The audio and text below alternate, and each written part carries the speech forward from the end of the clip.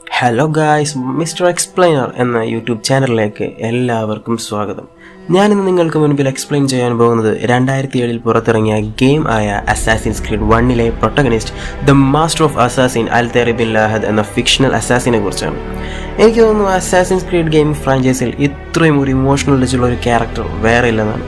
എനിക്ക് ഏറ്റവും പ്രിയപ്പെട്ട ഗെയിമുകളിൽ ഒന്നും കൂടിയാണ് അസാസിൻസ് ക്രീഡ്. അതിൽ ഏറ്റവും പ്രിയപ്പെട്ട ക്യാരക്ടറുമാണ് അൽതൈർ. എൻ്റെ ഫസ്റ്റ് വീഡിയോ തന്നെ ഈ ഒരു ക്യാരക്ടറിൽ തുടങ്ങാൻ പറ്റിയതിൽ വളരെ ഹാപ്പിയാണ് ഞാൻ. എന്തായാലും വീഡിയോ കാണുന്നവരെല്ലാവരും ഞാൻ പറയുന്ന കാര്യങ്ങളിലേക്ക് നിങ്ങളുടെ മൈൻഡ് ഒന്ന് ഫോക്കസ് ചെയ്യുക. My explanation is get started.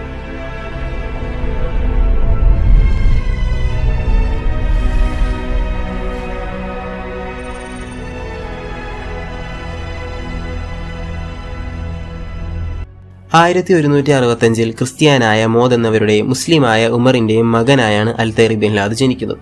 തന്റെ അമ്മയായ മോദ് അൽതൈറിന്റെ ജനനത്തോടു കൂടി തന്നെ മരണപ്പെടുന്നു. അങ്ങനെ അമ്മയുടെ സ്നേഹം എന്തെന്നറിയാതെ വളർന്ന അൽതൈറിന് ആകെയുണ്ടായിരുന്ന ഒരു കൂട്ട് തന്റെ അച്ഛനായ ഉമർ തന്നെയായിരുന്നു. പക്ഷേ ഈ ഒരു അച്ഛൻ മകൻ ബന്ധം അധികകാലമൊന്നും ഉണ്ടായില്ല. കാരണം അൽതൈറിന്റെ അച്ഛനായ ഉമറിന്റെ കൂടെ അസാസിനായി വർക്ക് ചെയ്തിരുന്ന സുഹൃത്തായ അഹമ്മദ് സുഫിയാൻ ഒരു മിഷനിന്റെ ഇടയിൽ പിടിക്കപ്പെടുന്നു. അതുമാത്രമല്ല, അസാസിൻസിന്റെ സീക്രട്ടായി വെച്ചിരുന്ന അവരുടെ ഐഡന്റിറ്റി മൊത്തവും ഒരു നോബിൾ മാനോട് വെളിപ്പെടുത്തേണ്ടതായി വന്നു. പക്ഷേ ഈ ഒരു കാര്യം നേരിൽ കണ്ട അൽതൈറിന്റെ അച്ഛനായ ഉമറിന് ആ ഒരു നോബൽ മാനെ കൊല്ലേണ്ടതായി വന്നു. ഇതിന് ശിക്ഷയായി ഉമറിന് അസാസിൻസ് 1176 വധശിക്ഷയ്ക്ക് വിധിക്കുന്നു. അന്ന് അൽതൈറിന് 10 വയസ്സ് മാത്രമാണ് പ്രായം. വധശിക്ഷ നടപ്പാക്കുന്നതിന് തൊട്ടു മുൻപ് ഉമർ അവസാനമായി കേട്ടത് തൻ്റെ 10 വയസ്സ് മാത്രം പ്രായമുള്ള മകനായ അൽതൈറിന്റെ അലമുറയിട്ടുകൊണ്ടുള്ള കരച്ചിൽ മാത്രമായിരുന്നു.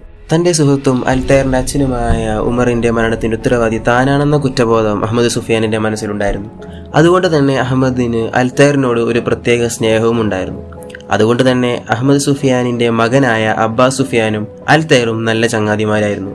പക്ഷേ ഒരിക്കൽ തൻ്റെ സുഹൃത്തിൻ്റെ മരണവും അതിലുണ്ടായ അൽതൈറിന്റെ മാനസികമായ സങ്കടവും കണ്ട് മനസ്സിലെ കുറ്റബോധം താങ്ങാൻ വയ്യാതെ അൽതൈറിനോട് എല്ലാ സത്യങ്ങളും തുറന്നു പറഞ്ഞ് അഹമ്മദ് സുഫിയാൻ അൽതൈറിന്റെ കൺമുമ്പിൽ നിന്നുകൊണ്ട് തന്നെ ആത്മഹത്യ ചെയ്യുന്നു.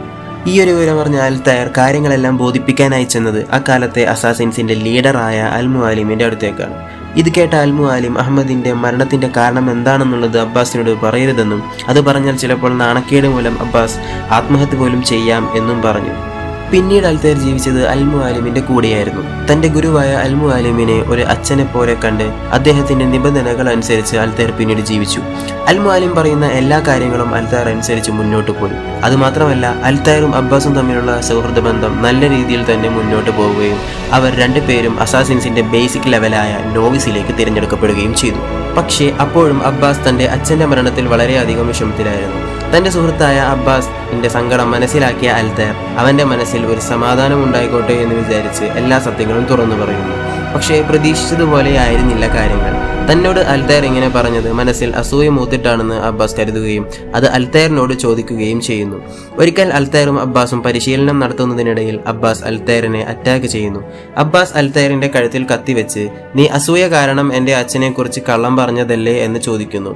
പക്ഷേ തന്റെ സുഹൃത്തായ അബ്ബാസിന്റെ മനസ്സ് ശമിപ്പിക്കാൻ വേണ്ടി അൽതൈർ താൻ കള്ളം പറഞ്ഞതാണെന്ന് സമ്മതിക്കുന്നു.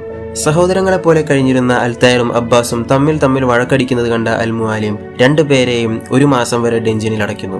എന്നാൽ സത്യങ്ങൾ ബോധ്യപ്പെട്ട അൽ മുഅല്ലിം അൽതൈറിനെ ഒരു അസാസിൻസിന്റെ റാങ്കിൽ ഉയർത്തുകയും അൽതൈറിനെ കൊല്ലാൻ ശ്രമിച്ചതിന് അബ്ബാസിനോട് 1 കൊല്ലം കൂടി പരിശീലനത്തിൽ തുടരാൻ പറയുകയും ചെയ്യുന്നു. അസാസിൻസിന്റെ ഏറ്റവും മെയിനായിട്ടുള്ള വെപ്പണാണ് ഹിഡൻ ബ്ലേഡ്. അവർ സ്റ്റെൽത്തുകൾ നടത്താനും മറ്റു കോമ്പാറ്റുകൾക്ക് ഉപയോഗിച്ചിരുന്നത് ഇതേ ഹിഡൻ ബ്ലേഡ് ആയിരുന്നു. പക്ഷേ അന്നത്തെ കാലത്തെ ഹിഡൻ ബ്ലേഡിന് ഒരു നെഗറ്റിവിറ്റി ഉണ്ടായിരുന്നു. അതെന്താണെന്ന് വെച്ചാൽ ഒരു അസാസിൻസ് തൻ്റെ ഹിഡൻ ബ്ലേഡ് യൂസ് ചെയ്യണമെങ്കിൽ തൻ്റെ മോതിര വിരൽ മുറിച്ചു മാറ്റണമായിരുന്നു.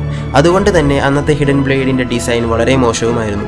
പക്ഷേ പിന്നീട് പിൽക്കാലത്ത് അൽതൈറിന്റെ ഒരു തീരുമാനം കൊണ്ട് അൽതൈറിന് ശേഷമുള്ള ഫ്യൂച്ചറൽ അസാസിൻസിന് അവരുടെ മോതിര വിരൽ മുറിച്ചു മാറ്റാതെ തന്നെ ഹിഡൻ ബ്ലേഡ് യൂസ് ചെയ്യാൻ പറ്റുകയുണ്ടായി. അൽതൈർ അന്നെടുത്ത തീരുമാനം തനിക്ക് തന്റെ ഹിഡൻ ബ്ലേഡ് ഉപയോഗിക്കാൻ മോതിര വിരൽ മുറിച്ചു മാറ്റി വേദന സഹിക്കേണ്ടി വന്നതുപോലെ ഇനി വരുന്ന അസാസിൻസിന് അവരുടെ മോതിര വിരൽ മുറിച്ചു മാറ്റേണ്ടതായി വരരുത് എന്നതായിരുന്നു. അതുകൊണ്ട് തന്നെ അൽതൈർ റിസർച്ച് ചെയ്ത് കണ്ടുപിടിച്ച പുതിയ ഹിഡൻ ബ്ലേഡിന്റെ ഡിസൈൻ അൽതൈർ തന്നെ തയ്യാറാക്കിയ കോഡക്സ് എന്ന പുസ്തകത്തിൽ എഴുതുകയും പിന്നീട് ലോകമെമ്പാടുമുള്ള എല്ലാ അസാസിൻസിന്റെയും കൈകളിലെത്തുകയും ചെയ്യുന്നു. അങ്ങനെ 1189 അസാസിൻസിന്റെ താവളമായ മാസിഫിൽ ടെംപ്ലേഴ്സ് കടന്ന് ആക്രമണം നടത്തുകയുണ്ടായി. അബ്ബാസും അൽതൈറും ഒരുമിച്ച് നിന്നുകൊണ്ട് തന്നെ ഈ ഒരു അറ്റാക്കിനെ തകർക്കുകയും അൽ മുഅല്ലിമിനെ ടെംപ്ലേഴ്സിൽ നിന്ന് രക്ഷിക്കുകയും ചെയ്യുന്നു. ഇതിന് പ്രത്യുപകാരം എന്നോണം അൽ മുവാലിം അൽതൈറിനെ തന്റെ 24-ാം വയസ്സിൽ തന്നെ മാസ്റ്റർ അസാസിൻ എന്ന റാങ്കിലേക്ക് ഉയർത്തുന്നു. അക്കാലത്ത് അസാസിൻസുകളുടെ കൂട്ടത്തിൽ മാസ്റ്റർ അസാസിൻ എന്ന റാങ്കിലേക്ക് വന്ന ഏറ്റവും പ്രായം കുറഞ്ഞ അസാസിനും കൂടിയായിരുന്നു അൽതൈർ. 1191-ൽ അൽതൈറിന്റെ 26-ാം വയസ്സിൽ ജെറുസലേമിൽ പോയി ടെംപ്ലേഴ്സിന്റെ കൈവശമുള്ള പീസ് ഓഫ് ഈഡനുകളിൽ ഒന്നായ ആപ്പിൾ ഓഫ് ഈഡൻ കൈക്കലാക്കാൻ വേണ്ടി അൽ മുവാലിം അൽതൈറിനെയും മറ്റു ചില അസാസിനുകളെയും പറഞ്ഞയക്കുന്നു. അക്കാലത്ത് അസാസിനുകൾക്കിടയിൽ പ്രധാനമായും 3 നിയമങ്ങളാണ് ഉണ്ടായിരുന്നത്. 1. അറിയാതെ പോലും ഒരു അസാസിൻ തന്റെ കൈകൾ കൊണ്ട് ഒരു നിരപരാധിയെ പോലും കൊല്ലാൻ പാടുള്ളതല്ല. 2. അസാസിൻ ഒരു മിഷൻ ഏറ്റെടുത്തു കഴിഞ്ഞാൽ സ്റ്റെൽത്തി ആയിട്ടാണ് ടാർജറ്റിനെ കൊല്ലേണ്ടത്. 3. അസാസിന്റെ തീരുമാനങ്ങൾ തന്റെ ബ്രദർഹുഡിന് വിപരീതമായ രീതിയിൽ ബാധിക്കുന്നതാവരുത്. ജെറുസലേമിലെ സോളമൻ ടെമ്പിളിലേക്ക് പ്രവേശിക്കാൻ വേണ്ടി അൽതൈറിന് ഒരു നിരപരാധിയെ കൊല്ലേണ്ടതായി വന്നു. പിന്നീട് ടെംപ്ലറായ റോബർട്ടിനെ നേരിട്ട് അറ്റാക്ക് ചെയ്യേണ്ടതായും വന്നു. അങ്ങനെ അൽതൈർ അസാസിൻസിന്റെ ഇടയിലുള്ള 2 റൂൾസ് ബ്രേക്ക് ചെയ്തു. റോബർട്ടിനെ അറ്റാക്ക് ചെയ്യാൻ നോക്കിയ അൽതൈറിനെ റോബർട്ടും ബാക്കി ടെംപ്ലേഴ്സും കൂടി സോളമൻ ടെമ്പിളിൽ നിന്ന് അറ്റാക്ക് ചെയ്ത് പുറത്താക്കുന്നു. അതിനിടയിൽ മിഷനിൽ ബാക്കിയുണ്ടായിരുന്ന അസാസിൻസ് ആ ടെമ്പിളിൽ കുടുങ്ങിപ്പോകുന്നു. താൻ ചെയ്യാൻ നോക്കിയ മിഷൻ പരാജയപ്പെട്ടു എന്ന് അൽതൈർ അൽ മുവാലിമിനോട് പറഞ്ഞു. ഇതിനോടകം തന്നെ അൽതൈറിന്റെ കൂടെ മിഷനിലുണ്ടായിരുന്ന മാലിക് എന്ന അസാസിൻ ടെംപ്ലേഴ്സിന്റെ കയ്യിൽ നിന്ന് രക്ഷപ്പെട്ട് വന്നിരുന്നു. എന്നിട്ട് കൂടെ ഉണ്ടായിരുന്ന ബാക്കി അസാസിൻസ് കൊല്ലപ്പെട്ടുവെന്നും അതിന് കാരണം അൽതൈർ ആ 2 റൂൾസ് തെറ്റിച്ചതാണെന്നും പറയുന്നു. ഈ ഒരു കാരണം കൊണ്ട് തന്നെ റോബർട്ടും മറ്റു ടെംപ്ലേഴ്സും അടങ്ങുന്ന സംഘം മാസീവ് അറ്റാക്ക് ചെയ്യാനായി വരുന്നുണ്ടെന്നും മാലിക് പറയുന്നു. താൻ ചെയ്ത ഒരു പിഴവ് തിരുത്താൻ അൽതൈർ തന്നെ ടീം ലീഡ് ചെയ്തുകൊണ്ട് ടെംപ്ലേഴ്സിനെ മൊത്തം തുരത്തി ഓടിക്കുന്നു. പക്ഷേ അപ്പോൾ അവിടെ നടന്ന ടെംപ്ലേഴ്സിന്റെ അറ്റാക്ക് അത് അൽതൈറിന്റെ പിഴവ് മൂലമാണെന്നതുകൊണ്ടും മിഷൻ ചെയ്യുന്നതിനിടയ്ക്ക് അൽതൈർ അസാസിൻസിന്റെ 3 റൂൾസും തെറ്റിച്ചു എന്ന കാരണം കൊണ്ടും അൽ മുവാലിം അൽതൈറിനെ ഒരു കത്തി കൊണ്ട് കുത്തി ശിക്ഷ നടപ്പാക്കുന്നു. എന്നാൽ അൽ മുവാലിം അൽതൈറിനെ കൊന്നിരുന്നില്ല, കത്തി കൊണ്ട് കുത്തി പരിക്കേൽപ്പിക്കുക മാത്രമാണ് ചെയ്തത്. അൽതൈറിന്റെ ശരീരത്തിലെ മുറിവെല്ലാം ഉണങ്ങി ഭേദമായപ്പോൾ അൽ മുവാലിം അൽതൈറിന് തന്റെ പഴയ റാങ്കും വെപ്പൺസും തന്ന് കുറ്റവിമുക്തനാക്കാമെന്ന് പറഞ്ഞു. പക്ഷേ ഒരു ഡിമാൻഡ് മാത്രമേ അൽ മുവാലിമിന് ഉണ്ടായിരുന്നുള്ളൂ. താൻ പറയുന്ന കുറച്ച് മിഷൻസ് അൽതൈർ കംപ്ലീറ്റ് ചെയ്യണമെന്നതായിരുന്നു അത്. താൻ പറയുന്ന 9 ടെംപ്ലേഴ്സിനെ കൊല്ലണമെന്നതായിരുന്നു ആ മിഷൻ. അങ്ങനെ അൽതൈർ തന്റെ 8 ടെംപ്ലർ ടാർജറ്റ്സും കംപ്ലീറ്റ് ചെയ്യുന്നു. അവസാനത്തെ ടെംപ്ലർ സോളമൻ ടെമ്പിളിൽ ഉണ്ടായിരുന്ന റോബർട്ട് ആയിരുന്നു. അൽതൈർ റോബർട്ടിനെ കീഴടക്കിയെങ്കിലും മരിക്കുന്നതിന് മുൻപ് റോബർട്ട് അൽതൈറിനോട് അൽ മുവാലിം ഒരു ടെംപ്ലർ ആണെന്ന സത്യം തുറന്നു പറയുന്നു. സത്യത്തിൽ അൽ മുവാലിം ഒരു അസാസിനുമല്ല, ഒരു ടെംപ്ലറുമല്ല. അൽ മുവാലിമിന് ആപ്പിൾ ഓഫ് ഈഡൻ സ്വന്തമാക്കി ലോകം മുഴുവനും തനിക്ക് ഭരിക്കണം എന്ന ആർത്തിമൂത്ത ഒരാളായിരുന്നു. അതുകൊണ്ട് തന്നെ അൽ മുവാലിം അസാസിനും ടെംപ്ലേഴ്സിനും ചതിയനായിരുന്നു. അൽ മുവാലിം തന്നെ ആപ്പിൾ ഓഫ് ഈഡൻ കൈക്കലാക്കാനുള്ള ഒരു കരുവായി കൊണ്ട് നടക്കുകയായിരുന്നു എന്ന് അൽതൈറിന് മനസ്സിലാകുന്നു.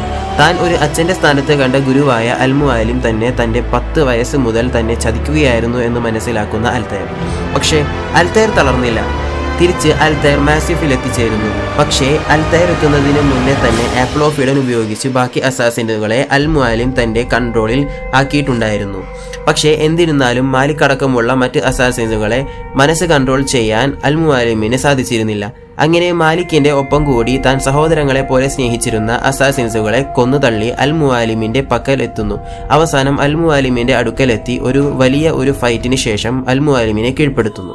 അൽ മുവാലിം താൻ മരണശയ്യയിലാകുന്നതിന് മുൻപ് അൽതൈറിന്റെ മനസ്സ് ആപ്പിൾ ഓഫ് ഈഡൻ ഉപയോഗിച്ച് കൺട്രോൾ ചെയ്യാൻ നോക്കിയെങ്കിലും അതിന് നടന്നില്ലെന്ന് പറയുന്നു. അതിന് കാരണം വളരെയധികം വേദനകൾ അനുഭവിക്കേണ്ടി വന്ന ഒരു മനസ്സിനുടമയാണ് അൽതൈർ. അതുകൊണ്ട് തന്നെ അൽതൈർ എത്ര വലിയ പ്രശ്നം വന്നാലും തരണം ചെയ്യാൻ പാകപ്പെട്ടിരുന്നു. ഇതിലൂടെ അസാസിൻസ് ക്രീഡ് ഗെയിം ക്രിയേറ്റേഴ്സ് കാണിക്കുന്നത് പണ്ട് മുതലേ ഉള്ള ഒരു ഫിലോസഫിയായ വേദനയിലൂടെയും ത്യാഗത്തിലൂടെയും മാത്രമേ ഏതൊരു മനുഷ്യനും കരുത്തു നേടാനാകൂ എന്നുള്ളതാണ്.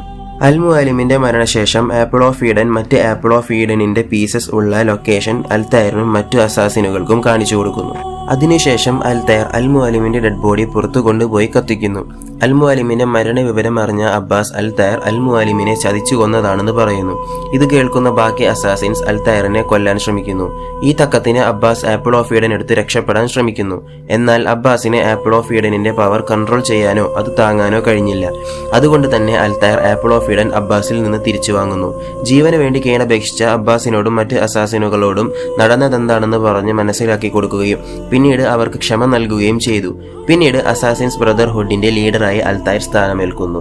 താൻ ആപ്പിൾ ഓഫ് ഈഡനിൽ നിന്ന് പഠിച്ച അറിവുകളെല്ലാം കോഡെക്സ് എന്ന പുസ്തക രൂപത്തിൽ കുറിച്ചു വെക്കുന്നു. അൽതൈർ പിന്നീട് മറിയ എന്ന സ്ത്രീയെ വിവാഹം കഴിക്കുകയും അതിൽ സെഫ്, ദാരിം എന്ന മക്കൾ ജനിക്കുകയും ചെയ്യുന്നു. 1217 ജംഗിസ് ഖാനെ കൊല്ലാൻ വേണ്ടി അൽതൈർ മരിയയുടെ കൂടെ മംഗോളിയയിലേക്ക് പോകുന്നു. ആ സമയത്ത് അൽതൈർ മാലിക്കിനെ താൽക്കാലികമായി അസാസിൻസിന്റെ ലീഡറാക്കി വെച്ചുകൊണ്ടാണ് പോയത്. ആ മിഷൻ കഴിഞ്ഞ് 1228 മാസിയഫിലെത്തിയപ്പോൾ അസാസിൻസിന്റെ ബ്രദർഹുഡ് ആകെ നശിച്ചിരുന്നു. അബ്ബാസ് ആയിരുന്നു അപ്പോഴത്തെ ലീഡർ. അൽതൈർ ലീഡറാക്കിയ മാലിക്കിനെ ചതിച്ച് ജയിലിൽ അടച്ചിട്ടായിരുന്നു അബ്ബാസ് ലീഡറായത്. അൽതൈറിന്റെ മകനായ സെഫിനെ കൊല്ലുകയും ചെയ്തിരുന്നു. അൽതൈർ പിന്നീട് മാലിക്കിനെ രക്ഷപ്പെടുത്തുകയും മരിയയും അൽതൈറും കൂടി അബ്ബാസിനെ നേരിടാൻ പോവുകയും ചെയ്യുന്നു. പക്ഷേ അൽതൈർ പോയ തക്കം നോക്കി അബ്ബാസ് മാലിക്കിനെ കൊല്ലുന്നു. അൽതൈറിന് തന്റെ മകൻ സെഫ് എങ്ങനെയാണ് മരിച്ചതെന്നറിയാൻ ആപ്പിൾ ഓഫ് ഈഡൻ അബ്ബാസിന് നൽകാൻ പറയുന്നു. അൽതൈർ ആപ്പിൾ ഓഫ് ഈഡൻ കൈമാറുന്നതിന് മുൻപ് തന്നെ സെഫിനോട് കൊല്ലുന്നതിന് മുൻപായി അൽതൈറിന്റെ ഓർഡർ പ്രകാരമാണ് തന്നെ കൊല്ലുന്നതെന്ന് പറഞ്ഞ സത്യം അൽതൈറിനോട് പറയുന്നു. ഇതിൽ മനം നൊന്ത അൽതൈർ തിരിച്ച് ആക്രമിക്കുകയും ഇത് തടയാൻ ചെന്ന മരിയ കൊല്ലപ്പെടുകയും ചെയ്യുന്നു. അബ്ബാസ് അൽതൈറിനെ കൊല്ലാൻ ഓർഡർ ഇട്ടെങ്കിലും അൽതൈറും മകൻ ദാരിമും ആപ്പിൾ ഓഫ് ഈഡനുമായി രക്ഷപ്പെടുന്നു. അതിനുശേഷം അൽതൈർ ഒരു നീണ്ട വർഷം തന്റെ ഭാര്യയുടെയും മകൻ സെഫിന്റെയും മരണത്തിൽ വേദനയും ഡിപ്രഷനും കൊണ്ട് ജീവിച്ചു. അൽതൈർ പിന്നീട് ആപ്പിൾ ഓഫ് ഈഡനെ കുറിച്ച് കൂടുതൽ പഠിക്കുകയും ഹിഡൻ ഗൺ മുതലായ ടെക്നോളജികൾ കണ്ടെത്തുകയും ചെയ്യുന്നു. തന്റെ 82ാമത്തെ വയസ്സിൽ അൽതൈർ മാസിയഫിൽ തിരിച്ചെത്തുകയും അസാസിൻസ് ബ്രദർഹുഡിന്റെ ദാരുണമായ അവസ്ഥ മനസ്സിലാക്കുകയും ചെയ്യുന്നു. അബ്ബാസിന്റെ കീഴിൽ നശിക്കുകയായിരുന്നു അസാസിൻസ്. അസാസിൻസ് ക്രീഡിനോട് കുറച്ചെങ്കിലും നന്ദിയുള്ള അസാസിൻസിന്റെ കൂട്ടുപിടിച്ചുകൊണ്ട് അൽതൈർ അബ്ബാസിന് നേരെ ആക്രമണം അഴിച്ചുവിടാൻ തീരുമാനിക്കുന്നു. അബ്ബാസിനെ ആക്രമിക്കുന്നതിനിടയിൽ കൂടെയുള്ള മറ്റ് അസാസിൻസുകളെ കൊല്ലരുതെന്നും ഈ വയസ്സിനു വേണ്ടി നിങ്ങൾ നിങ്ങളുടെ സഹോദരങ്ങളായ മറ്റ് അസാസിൻസിനെ കൊല്ലരുതെന്നും അൽതൈർ പറയുന്നു. അൽതൈർ അബ്ബാസിനെ ഹിഡൻ ഗൺ ഉപയോഗിച്ചുകൊണ്ട് കൊലപ്പെടുത്തുന്നു. പിന്നീട് അൽതൈർ അസാസിൻസിന്റെ ലീഡറായി ജീവിതം നയിക്കുന്നു. തുടർന്നുള്ള 10 കൊല്ലം കൊണ്ട് അൽതൈർ മാസിയഫിന് താഴെ ഭൂമിക്കടിയിൽ ഒരു ലൈബ്രറി പണിയുകയും തന്റെ എല്ലാ അറിവുകളും അതിൽ ശേഖരിച്ചു വെക്കുകയും ചെയ്യുന്നു. അൽതൈർ ഇതിന് 5 സീലുകളാണ് ക്രിയേറ്റ് ചെയ്തിട്ടുള്ളത്. നിക്കോളോ പോളോ എന്ന സഞ്ചാരിയുടെ കയ്യിൽ താൻ രചിച്ച കുറച്ച് പുസ്തകങ്ങൾ ലോകം മുഴുവനും അസാസിൻസിനെ കുറിച്ചുള്ള അറിവുകൾ ആശയങ്ങളും സ്പ്രെഡ് ചെയ്യാൻ വേണ്ടി കൊടുത്തു വിടുന്നു. അസാസിൻസിന്റെ വിത്തുകൾ ലോകം മുഴുവനും വിതറുകയായിരുന്നു ഇതിലൂടെ അൽതൈർ. 1257 മംഗോളിയൻസ് മാസിയഫ് അറ്റാക്ക് ചെയ്യുമ്പോൾ 5 സീലും അൽതൈർ നിക്കോളോ പോളോയ്ക്ക് നൽകുന്നു. തുടർന്ന് 6ാമത്തെ സീൽ എടുത്ത് അൽതൈർ ആപ്പിൾ ഓഫ് ഈഡനുമായി ലൈബ്രറിയുടെ ഉള്ളിലേക്ക് കടക്കുന്നു.